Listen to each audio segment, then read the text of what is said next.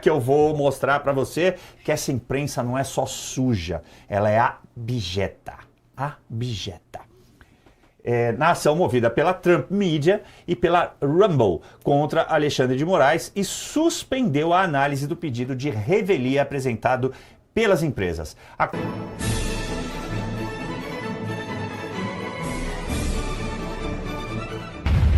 Que eu vou mostrar para você que essa imprensa não é só suja, ela é abjeta.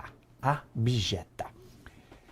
Na ação movida pela Trump Media e pela Rumble contra Alexandre de Moraes e suspendeu a análise do pedido de revelia apresentado pelas empresas. A Corte Distrital da Flórida também adiou o julgamento do pedido do Brasil, representado pela Advocacia Geral da União, para extinguir o processo.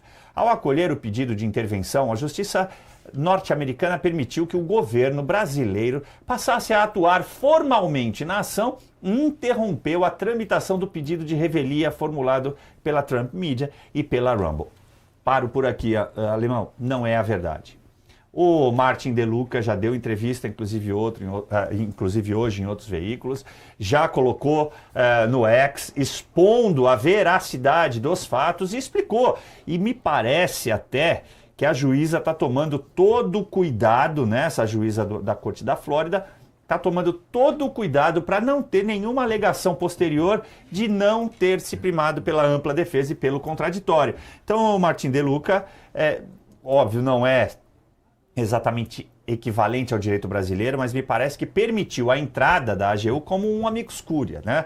Então, olha, você pode olhar, você pode alegar o que você quiser, não significa ainda que você vá fazer a defesa de alguém. Você está discutindo sobre o Estado brasileiro e se houve alguma violação. Me parece, pelo que eu li da determinação da juíza que o Martin De Luca colocou, e eu acho que a tradução do que ele pôs é muito mais confiável do que a mídia pôs, é essa a interpretação. As empresas não conseguiram avançar, por enquanto, na tentativa de obter uma decisão favorável, né? Essa que tange a revelia, diante da ausência de manifestação de Moraes no processo. Wellington, vou começar contigo agora de novo e para você passar para as pessoas, explicar para as pessoas, me ajudar aí, quão importante seria para a Trump Media e para a Rumble a decretação da revelia no caso do Alexandre de Moraes. E se, porventura, você conhecer algum tipo de consequência que pode vir em relação à lei americana? A revelia no processo, ela considera que a pessoa deixou de fazer a sua própria defesa, optou por não fazer a sua defesa. E isso gera automaticamente a admissão de veracidade daquilo que é alegado pelo autor. Portanto, iria logo para a sentença, porque a revelia ela só incide os efeitos quando a pessoa é validamente citada. Portanto, eu te citei regularmente, você não quis se defender, então o juiz vai julgar o processo no estado em que ele está, de acordo com as alegações do autor. Nem sempre isso significa que a revelia vai gerar efeito condenatório. Sim. Vai dar análise do magistrado na causa, de acordo também com os documentos que a parte autora trouxe.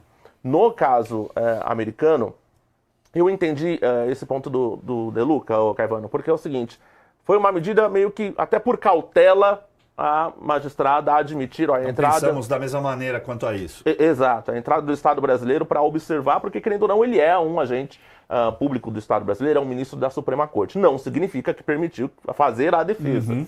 Não entendeu, tanto que deu prazo também para a Rumble e a Trump Media se manifestarem, responderem, contestarem a ideia de que a AGU pode fazer a defesa. Eu só queria trazer aqui que o ponto principal que a AGU está alegando é que o Alexandre de Moraes agiu legalmente, na qualidade de agente público brasileiro, que ele tem a chamada imunidade estrangeira de função, que é uma questão americana, é um princípio do direito norte-americano. Porém, todavia, entretanto, para combater essas alegações é que a Rumble e a Trump Media vão alegar que ele não agiu no exercício legítimo das suas funções, ele extrapolou as suas funções, agiu com pessoalidade e de maneira persecutória, e é o que aconteceu. E isso é que a justiça americana vai analisar. Eventuais efeitos. Se condenado for, aí, Caivano, eu tenho péssimas notícias para a nossa audiência. A sentença proferida no estrangeiro precisa ser homologada pela Justiça Brasileira via Superior Tribunal de Justiça. que pode não homologar a sentença no estrangeiro para produzir efeitos aqui. Acho que foi o mesmo que não permitiu a A citação dele, né? O mesmo tribunal que não permitiu a citação, Você que permitiu... acabou com a esperança, então você jogou água no show, tava chovendo, você deixou o copo na chuva, né? Não, mas é importante que se diga isso, porque infelizmente muitas pessoas, Ricardo, acabam entendendo que possa acontecer de maneira imediata e virem aqui, prenderem o Alexandre de Moraes, extraditarem. Primeiro que um brasileiro não pode ser extraditado, mesmo com uma sentença penal condenatória lá. Ele cumpriria a pena dele aqui, nessa circunstância, se o STJ validasse essa sentença. Mas, de todo modo, a gente está diante, e você que lida muito com educação, a gente está diante, não só por parte da imprensa, mas por parte principalmente do próprio judiciário, de eu não sei nem como pôr nomenclatura nisso, mas um estado de coisas e de perdas de conceitos, de sentidos, de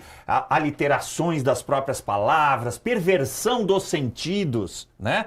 E isso tem toda a ligação com a educação. É a nossa forma de nos comunicar, é a escrita, é a forma como a gente fala. Então, como é que você enxerga tudo isso? Você acredita que a gente possa, no futuro, apesar de tudo que fez o Alexandre de Moraes, dar uma melhorada? Ou você é mais cético nisso, como trouxe aqui o Wellington, falando, não vai acontecer nada, vai ficar tudo por isso mesmo?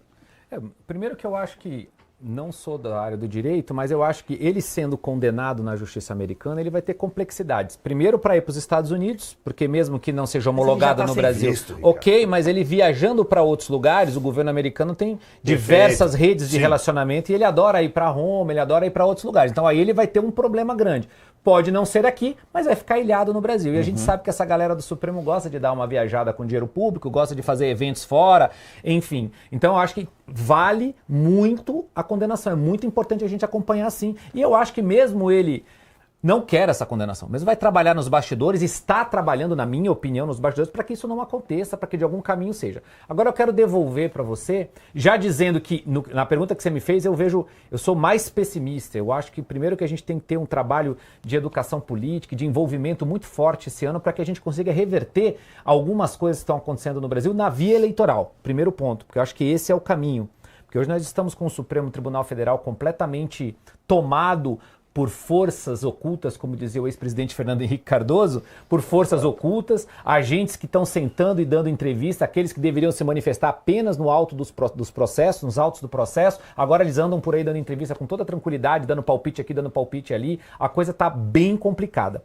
Mas eu queria devolver para vocês a seguinte pergunta.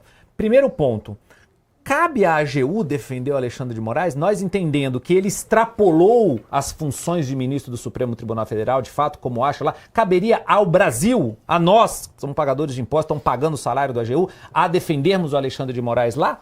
Não, e me parece que é por isso que não o fez, para garantir o que está, se não estiver enganado, no 101 da Constituição, ela tem o dever de defender os poderes contra ameaças, contra processos, etc. Não creio, não faço a interpretação de que esse seria um caso também, Ricardo.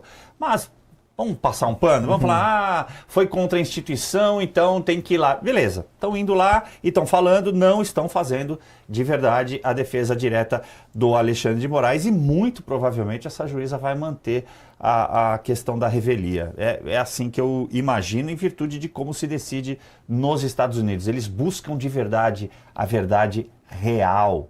Coisa que aqui no Brasil até tem princípio na nossa Constituição, mas é letra morta, não serve para nada. O Daniel Pablo nos ajuda aqui.